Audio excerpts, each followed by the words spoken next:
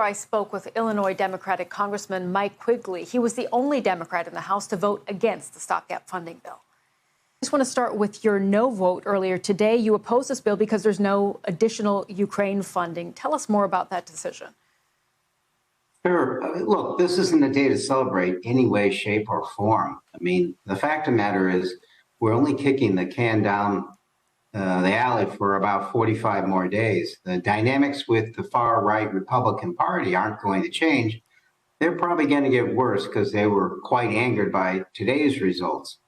And as important as all that is the fact that we've shown the rest of the world we can't govern, which has international implications, particularly in not funding Ukraine.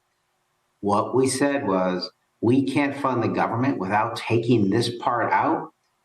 I'm confident the Senate will pass a supplemental on Ukraine sooner than later. I am not so confident that the House will, and today was the day we should have stood up to this.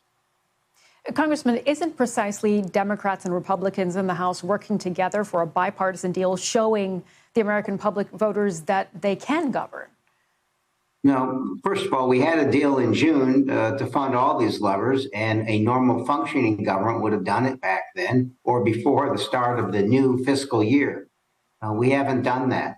Look, there's 12 to 20 far-right extremists in the Republican Party, so it's not the tail wagging the dog, it's the tip of the dog's tail. So to think it's a victory that we've had some element of bipartisanship, that bipartisanship just took us off the edge of the cliff for 45 days. The fact that we are governing 45 days at a time is very, very dangerous. The fact that there's not just the Ukrainian aid, but ongoing aid to protect the southern border, as the president's asked for, disaster relief funding was insufficient. Fiona Hill a couple of years ago said that polarization has international security implications. I think we're starting to show that. But this is a weird cousin of polarization, because I think as Jim showed us we can do that, today we let the extremes win. Congressman, we've seen statements from the House Democratic leadership, from senators as well, and of course from the president, saying they will keep the Speaker of the House to his promise to bring a Ukraine aid bill to the floor. Do you think that's going to be possible? First of all, we can't bring a bill to the floor. The Speaker can only do that himself. So we can talk on shows like this all day long. He hasn't kept many of his promises. So I'm very worried that at this point in time, all he's done is do whatever he can to protect his gavel. Today's the first day he stuck his neck out on something. Now he's really at risk. I have no problems trying to help him reach a compromise, but I haven't seen him do the long-term effort to do what's right for the American people and the international community and risk his gavel. I want to ask you about some of the Ukrainian voices we're hearing tonight who are, of course, concerned about further aid for Ukraine. Timothy Milovanov is a Zelensky advisor to the president of Ukraine, who said it is unlikely that anything will change in Ukraine in the short run, but the credibility of the message the U.S. is with Ukraine as long as it takes is questioned, if not gone. Do you agree with that?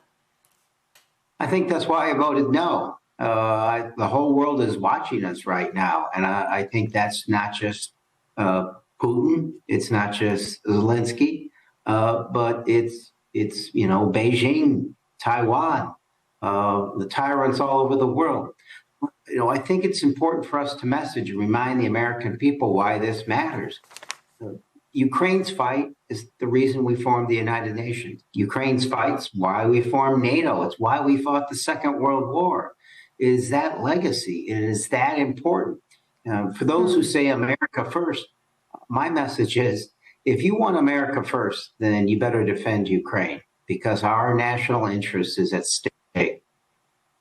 That is precisely the message we're hearing from the Secretary of Defense, Lloyd Austin, who has also put a statement out saying America must live up to its word and continue to lead. And he has also welcomed, of course, the fact that this bill was passed. But what is your answer then to Republicans on the right wing of the party who say, like Marjorie Taylor Greene, the congresswoman who says, Republicans and Democrats treat Ukraine like it's the 51st state, and it's not? Yeah, in 1939, Great Britain wasn't the 51st state, or France wasn't. but they were still important to us. I would remind them of the words of Franklin Delano Roosevelt in his last inaugural. We have learned that our security is dependent on the security of those nations far away from us, that we can't live like ostriches in a free and peaceful world. I'd say there was a historical vote a couple nights ago, too, to your point. We had a standalone bill funding Ukraine. And I think that bill represented, as much as anything as I voted on in 14 years, what we called the Reagan Doctrine, that we would help our allies fight at the time Soviet aggression at all cost. So what is that aggression today from Russia? This war. In that vote, in the Republican caucus, that vote lost 117 to 102. So I am indeed concerned that the Reagan Doctrine is dead. And we have to pick up the pieces and remind ourselves that we are all interdependent.